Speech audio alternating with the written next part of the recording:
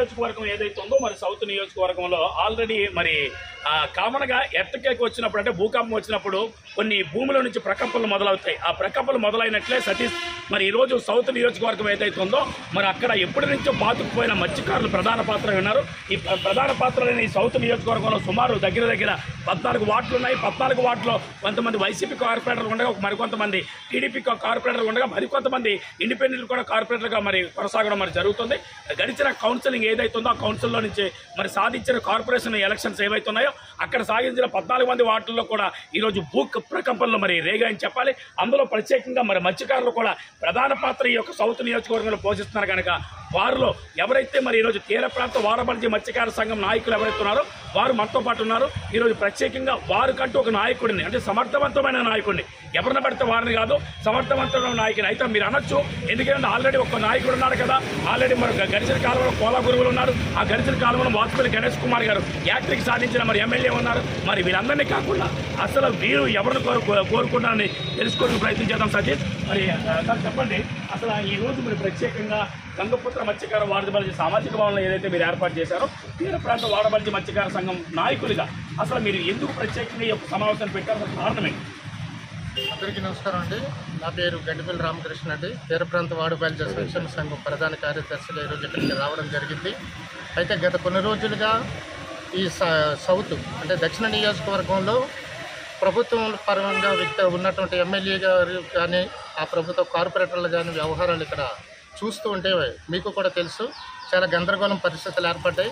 ఈ గందరగోళ పరిస్థితులన్నీ కూడా దీని ఎఫెక్ట్ అంతా మళ్ళీ మా మత్స్యకారుల మీదకి పడే అవకాశాలు అయితే ఎక్కువ కనిపిస్తున్నాయి. మళ్ళీ మేమే లాస్ అయిపోయే పరిస్థితి అయితే ఇదంతా కూడా పెద్ద కుట్రలాగా జరుగుతుంది అనేది మేమంతా గమనించి మా సామాజిక వర్గం అంతా కూడా మాట్లాడుకొని ఒక సమావేశం ఏర్పాటు చేస్తాం. ఇలాంటప్పుడు స్పందించకపోతే మళ్ళీ వచ్చే అవకాశాలు చేజారిపోతాయని ముఖ్య ఉద్దేశంతో ఈరోజు ఇక్కడ ఈ సమావేశం ఏర్పాటు చేస్తాం. ఇందులో ముఖ్య ఉద్దేశం ఏంటంటే సౌత్ నియోజకవర్గంలో ఎవరైనా సరే మత్స్యకారులకు ప్రాతినిధ్యం ఇవ్వాలనేది మా ముఖ్యమైనటువంటి డిమాండ్. గతంలో చూసుకున్నాం. అలాగే మేము గతంలో కూడా వాజ్పేయి గణేష్ కుమార్ గారిని కూడా అలాగే గెలిపించుకున్నాం. అలాగే మేము గత కొన్ని క్యాటర్స్ని కూడా తెచ్చుకొని ఇప్పుడు కోల గురువుల గారి దగ్గర నుంచి అయితేనేమి తర్వాత పేర్ల విజయచంద్ర గారిని ఇలాగ కొన్ని మాకు ఈ గవర్నమెంట్ అనేది కొన్ని పదవులు ఇవ్వడం జరిగింది. అది మా మత్స్యకారుల ఐక్యతకు ఒక చిహ్నంగా మేము అన్ని భావించి సంతోషిస్తున్న తరుణంలో ఈ పరిణామాలు మమ్మల్ని కంగారు పెట్టాయి. కాబట్టి ఈరోజు ఇక్కడ మేము గవర్నమెంట్కి విన్నవించుకుంటున్న విషయం అన్ని పార్టీలకు కూడా మేము విన్నవిస్తున్నటువంటి విన్నపాలు ఏంటంటే ఏ పార్టీ అయినా సరే ప్రత్యేకించి ఒక దక్షిణ నియోజకవర్గంలో సీట్లంటూ కేటాయించగలిగితే అత్యధికమైనటువంటి మెజారిటీ ఉండి ఒక టర్నింగ్ పాయింట్ తిప్పే కెపాసిటీ ఉన్నటువంటి మత్స్యకారుల సామాజిక వర్గానికి ప్రాతినిధ్యం ఇచ్చినట్లయితే మేమంతా కూడా పార్టీలకు సపోర్ట్ చేసి మా అభ్యర్థుల్ని మేము గెలిపించుకుంటాం. అలాగే ఇప్పుడు ప్రజెంట్ వైఎస్ఆర్సీపీ కాంగ్రెస్లో ఈ యొక్క పరిణామాలు చూసి అధిష్టానం ఏదైనా తప్పుడు నిర్ణయం తీసుకొని మా సామాజిక వర్గానికి కాకుండా వేరే ఇతర వర్గాలకు ఇంట్రడ్యూస్ చేసే పరిస్థితులు కనిపిస్తున్నాయి. అలాగే టీడీపీలో కూడా ఇతరత్ర నాయకులు చొరబడి ఇక్కడ కార్యక్రమాలు చేయడం జరుగుతుంది. సో ఈ దృష్ట్యా మేము గమనించింది ఏంటంటే చాలా గట్టిగా పోరాటం చేసినా సరే మా సామాజిక వర్గానికే ప్రాతినిధ్యం ఇవ్వాలని అన్ని పార్టీలకు డిమాండ్ చేస్తూ అందులో ఈ వైఎస్ఆర్సీపీలో ఒకవేళ ఆల్టర్నేటివ్ ఇదే సామాజిక వర్గానికి చెందినటువంటి వ్యక్తులు ఉన్నారు. అందరూ ఇప్పుడు కోల గురువులు కానీ విజయచంద్ర కానీ ఇప్పుడు వాజ్పేయి జానకిరామ్ గారు కానీ ఉన్నారు. వీళ్ళందరూ కొన్ని పదవులు చేసిన జానకిరామ్ గారు యాక్టివ్గా ఒక యంగ్స్టర్గా చాలా కార్యక్రమాలు మనకి అటు ఫిషింగ్ హార్బర్లో కానీ దేశంలో పలు చోట్ల ఉన్నటువంటి హార్బర్స్ తిరిగి అన్నిటి కూడా సమైక్యంగా పనిచేస్తున్నాడు. ఓ సంధానకర్తగా వ్యవహరిస్తున్నాడు. ఆయన కూడా ఇచ్చినట్టయితే మేమంతా కూడా మా పెద్దలందరం కలిసి మా సంఘాలతో ఒక యూనిట్గా పెంచి గెలిపించుకునే అవకాశం అయితే ఈ గవర్నమెంట్కి మేము హామీ ఇస్తున్నాం. డెఫినెట్గా మేము చేసి ఆ పార్టీని ఎమ్మెల్యేగా చేసి పంపిస్తాం అనేది మా ముఖ్య ఉద్దేశంతో పెట్టామండి. రామకృష్ణ గారు చెప్పండి, అంటే ఇప్పటికే చాలా మంది మత్స్యకార నాయకులు ఇక్కడ మరి వెలుగొందారు, అనుకూడదాలు ఉన్నతమైన స్థానాన్ని కూడా సంపాదించారు. అది చాలా మంది పోటీలు దిగారు కానీ కొంతమంది ఓడిపోయారు, కొంతమంది గెలిచారు. ఈరోజు కూడా ప్రజెంట్ హ్యాట్రిక్ మరి సాధించిన ఎమ్మెల్యే గారు గణేష్ కుమార్ గారు. మరి గణేష్ కుమార్ గారు ఆల్రెడీ ఉన్నారు కదా, మరి ప్రత్యేకంగా మీరు మళ్ళీ వేరే వాళ్ళు కోరుతారు, దాన్ని ఎలా చూడొచ్చు? మేము ప్రస్తుతం ఉన్నటువంటి గణేష్ కుమార్ని కంటిన్యూ అవ్వాలనే కాన్సెప్ట్తోనే ఉన్నాం సార్. కానీ ఇక్కడ జరుగుతున్న పరిణామాల మీదే మాకు దృష్టి ఉంది. కానీ వాజ్పేయి గణేష్ కుమార్ గారిని తప్పించడం కానీ లేదంటే వాజ్పేయి గణేష్ కుమార్ మీద మాకు వద్దు అనేది డిమాండ్ అనేది కాదు.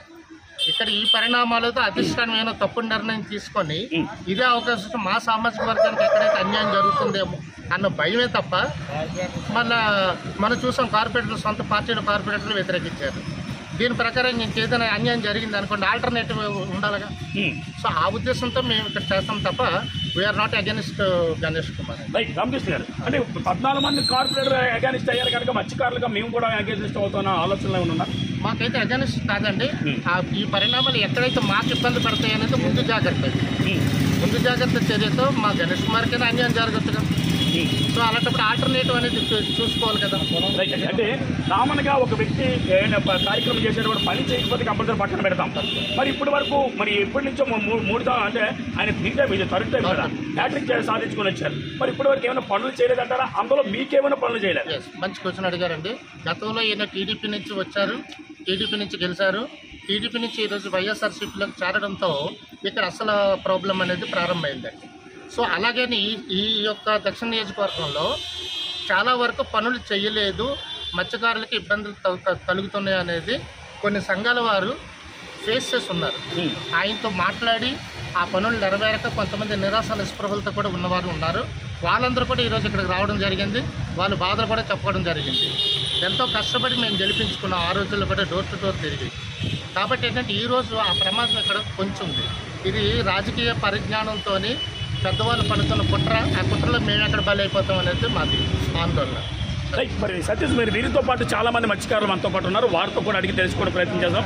అసలు సౌత్ నియోజకవర్గంలో ఏం జరుగుతుంది, జరిగే కార్యక్రమం అసలు ఏంటనేది మనం ప్రధానంగా మరి తెలుసుకోవడం ప్రయత్నం చేద్దాం. సార్ చెప్పండి, అంటే మత్స్యకారులుగా మీరున్నారు. విషయం ఏంటంటే మత్స్యకారులు ప్రతి ఒక్కరు వాడుకున్నట్టే కనబడుతుంది కానీ వారికి మేలు చేసినట్టు ఎక్కడ కనబడట్లేదు. అంటే మీరు చెప్తున్న మాటలు బట్టి దానికి మీరేమంటారు? సార్, నా పేరు చింతపల్లి అయ్యప్పరాజు. నేను జాలారికుల సంక్షేమ సంఘం అంటే మత్స్య పారిశ్రామిక సంక్షేమ సంఘం సెక్రటరీ జనరల్ సెక్రటరీ గ్రామ పూజారులు కూడా. ఈరోజు మా కొత్త జాలారిపేట పేందర్పేటలో 30,000 ఓటింగ్ మెజార్టీ ఉంది. 30,000 ఓటింగ్ కూడా ఈరోజు గణేష్ కుమార్ గారికి టోటల్గా యాంటీ. ఎందుకంటే ఈరోజు మా ఆరాధ్యదైవం అంటే గంగమ్మ తల్లి గుడి కట్టుకున్నప్పుడు కూడా ఆయన వచ్చి ఆ గుడి మా మీద కేసులు పెట్టడం కానీ మమ్మల్ని ఆపడం కానీ చాలా విధాలుగా ఆయన ప్రయత్నాలు చేశారు. దానివల్ల ఏంటంటే మొత్తం టోటల్ కమ్యూనిటీ అంతా కూడా ఆయనకి యాంటీ అయ్యి మేము ఏంటంటే ఆయనకి ఆత్మ గుడి ఓపెనింగ్ కూడా ఆయన పిల్లలండి. ఈరోజు మన ఎంపీ అయినటువంటి శ్రీ ఎంఈ సత్యనారాయణ గారు ఆయన రిక్వెస్ట్ మేరకు ఆయన పిలిచాం తప్ప మామూలుగా అయితే ఆయన పిల్లలు. అలాగా అప్పటి నుండి ఇప్పటి వరకు కూడా మాకు ఏ విషయంలో కూడా ఆయన సహకారాలు లేవు. పింగు వల్లనే కానీ ఈరోజు వీసీటీపీఎల్ సమస్య మీద కానీ ఏ విషయాల్లో మాకు సహకారాలు లేవు. అలాగని చెప్పేసి పెద్ద అయినటువంటి మన వైవి సుబ్బారెడ్డి గారి దగ్గరికి వెళ్ళి మేము వినతి పత్రం ఇచ్చి మొన్న ఒకసారి ఒక 1 వీక్ ముందు మేము వాచ్పిల్లు వద్దు ఇంకెవరైనా ముద్దని చెప్పేసి మేము వాళ్ళు ప్లే కోడ్లు పెట్టుకొని అలా నిరసన చేయడం కూడా జరిగింది. మేము ఆయన వద్దని ఎందువల్ల వద్దంటామంటే ఆయన మాకు ఇప్పుడు వచ్చి మా కమ్యూనిటీకి ఎటువంటి సహకారాలు అందించలేదని చెప్పి ఈరోజు మేము చెప్తున్నాం. ఈరోజు ఆయన కానీ ఉంటే కానీ పెద్దానికి చెప్పాం. ఆయన కానీ ఎమ్మెల్యే కింద ఎక్కితే మా పిల్లలు మాకు ఓట్లు వేయకపోయినా పర్వాలేదు, మేము రెబల్ కింద ఎక్కి ఓట్లు చీలిక చేయడం కానీ సిద్ధంగా ఉన్నాం. పార్టీని మొత్తం డిజబుల్ చేయడానికి కానీ సిద్ధంగా ఉన్నాం సార్. రైట్ అండి. అంటే రాజు గారు, అంటే ఏ వ్యక్తి అయినా మీరు ఇందాక అన్నట్లు పని చేయకపోతే పక్కన పెట్టచ్చు. మరి ఆయన ఆల్రెడీ వార్డులో పనిచేస్తున్నారు, ప్రజా దర్బార్ కార్యక్రమాలు పెడుతున్నారు, ప్రజల్లోకి వెళ్తున్నారు. ఎక్కడ పేషెంట్లు ఉంటే 5,000, 10,000 రూపాయలు చేతి ఖర్చులు కూడా పెడుతున్నారు. మరి దీన్ని ఎలా ఏమంటారు సార్? ఆయన పేషెంట్లకు ఇచ్చినంత కూడా కార్యకర్తలే. ఆయన కార్యకర్తలకు ఇచ్చిన 5,000, 10,000 రూపాయలు కూడా ఇచ్చి ఆయన ఫోటోలు తీసుకొని ఆయన మెహర్బానీ చేసుకుంటున్నారు తప్ప ఏ విధమైన కార్యక్రమాలు అయితే లేవు. ఏదైనా సామాజికంగా గ్రామంలో కానీ వార్డులో కానీ వచ్చి ఏదైనా కార్యక్రమాలు చేశారని ఒకటి చూపించండి. మేము ఎప్పుడు కమ్యూనిటీని పెద్దల కింద మేము రాజీనామా చేసి వెళ్ళిపోతాం. రైట్ అండి. అంటే మీ మనకి ఏంటంటే మరి మత్స్యకారులు ఇప్పుడే కాదు కదా, మొదటి నుంచి సౌత్ నియోజకవర్గంలో అంటే ఇప్పటి నుంచి కోలా గురువులు గారు 4-5 సార్లు ప్రయత్నం చేశారు. అయినప్పటికీ ఆయన అంగీకరించలేదు. అక్కడ దోనరావు శ్రీనివాస్ గారిని తీసుకున్నారు. తర్వాత కోణంలో మళ్ళీ అదే కోణంలో మళ్ళీ పోరాడినప్పుడు మళ్ళీ గణేష్ కుమార్ గారిని మీరే నిలబెట్టారు. మీరే మీ తీరపేంత వాడపరిచే మత్స్యకార సంఘం ఏదైతే ఉందో ఆ రోజు ఆరుదవ ప్రాంతంలో పెద్ద మీరు మీటింగ్ పెట్టి ఆ రోజు చాలా పెద్ద వనభోజనం ఏర్పాటు చేసి మీరు పెట్టారు. అలాంటి నాయకుడు మీరు కాదంటున్నారు. ప్రధానమైన కారణం ఏంటి? ఆయన కారణం ఏంటంటే ఇప్పుడు వచ్చి ఏ విషయంలోనూ కూడా మాకు పని చేయలేదు. ఈరోజు వీసీటీపీఎల్ కోసం ఇంత పెద్ద ఆర్గ్యుమెంట్ జరిగింది మాకు. అందులో ఒక్కసారి కూడా ఆయన వచ్చి ఏం జరిగింది ఏదైనా కూడా అనలేదు. అందులో ఇంకోటి అనుకున్నాం డైరెక్ట్ ఎంఎన్ రావు గారే ఈ వీసీటీపీఎల్ మేనేజ్మెంట్ మనం మీ యొక్క ఎమ్మెల్యేకి పోస్ట్ ఇచ్చామని చెప్పారండి. అంటే మాకు ఇవ్వాల్సిన పోస్టులు మా ప్రజలకు ఇవ్వాల్సిన పోస్టులు ఆయన అమ్ముకోవడం తిరిగినట్టండి మాకు. దానివల్ల ఇంకా ఆయన మళ్ళీ మొత్తం ఆయన అసలు వద్దు, మాకు ఇంకెవరైనా కావాలి. ఆయన కానీ ఎక్కినట్లయితే కానీ మాలో నేనైనా ఎక్కడైనా సిద్ధంగా ఉన్నాను రెబల్ కింద. అంతే రైట్. మరి వీరితో పాటు మరి సీనియర్ ఎవరైతే మత్స్యకార నాయకులు ఉన్నారో వారితో కూడా మాట్లాడే ప్రయత్నం చేద్దాం. సార్ చెప్పండి, అంటే సీనియర్గా మీరు అనుకుని ఉన్న వాళ్ళందరూ సీనియర్గా కనబడుతున్నారు, అంటే మీరు అంటే ఉన్నది వాస్తవం మాట్లాడుకుంటాం.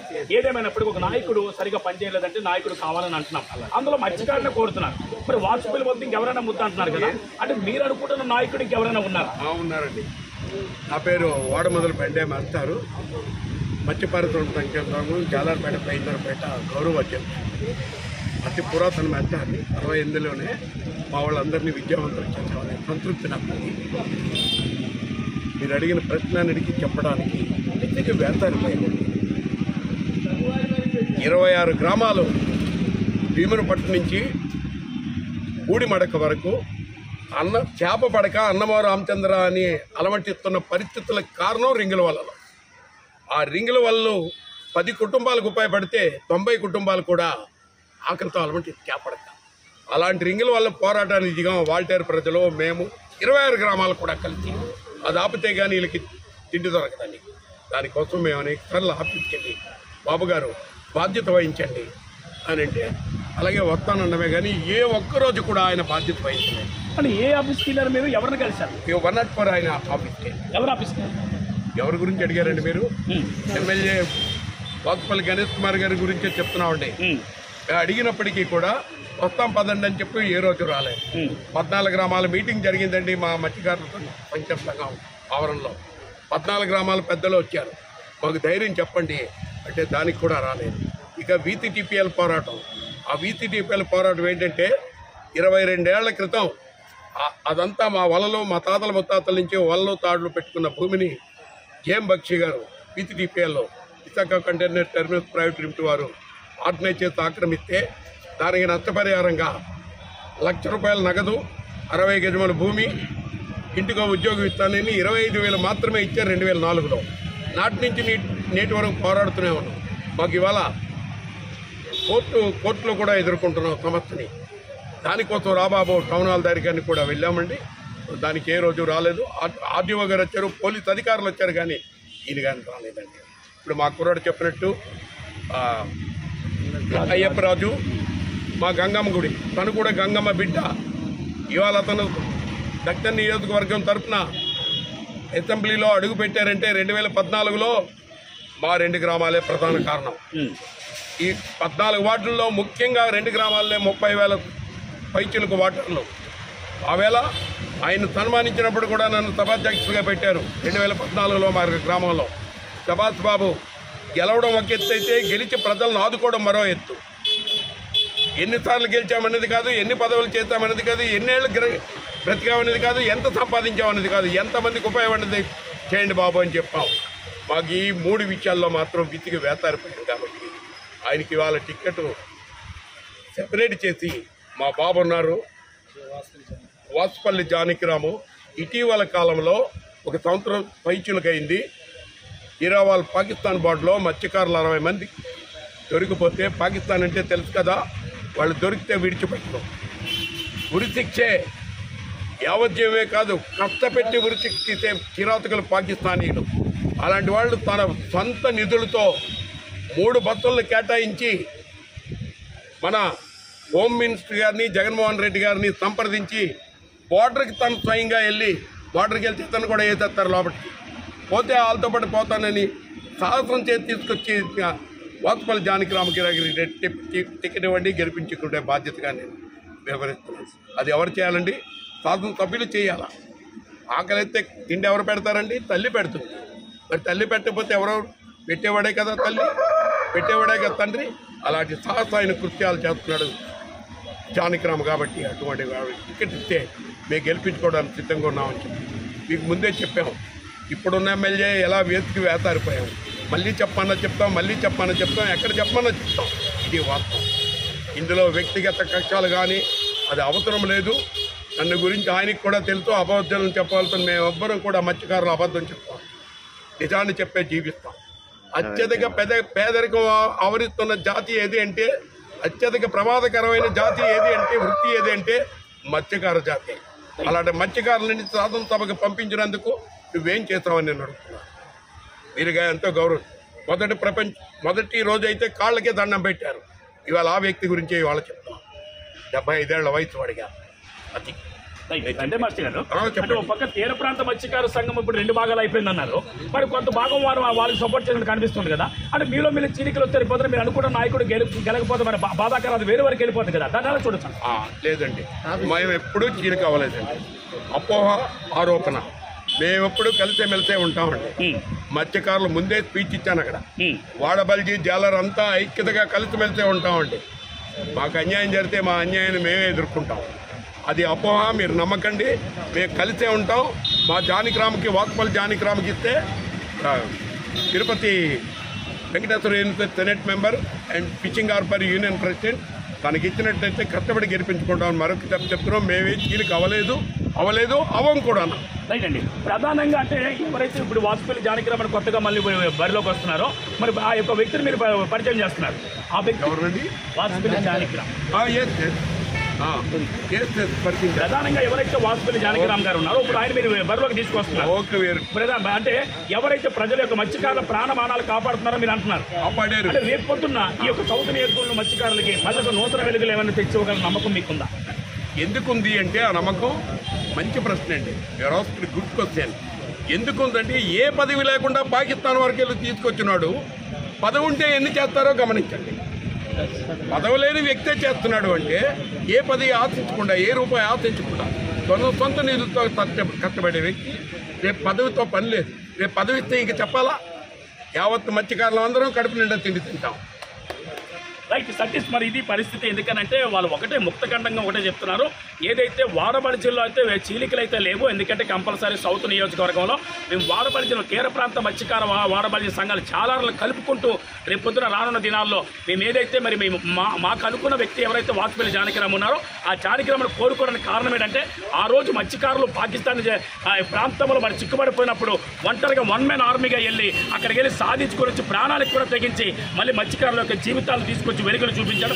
అటువంటి నాయకుడు మాకు పనిచేస్తాడు కనుక అటువంటి నాయకుడు మాకు కావాలని చెప్పి వారు కోరుతున్నారు. వీడియో జర్నలిస్ట్ సతీష్తో సిటీ న్యూస్ వైజాగ్ వేణుగోపాల్.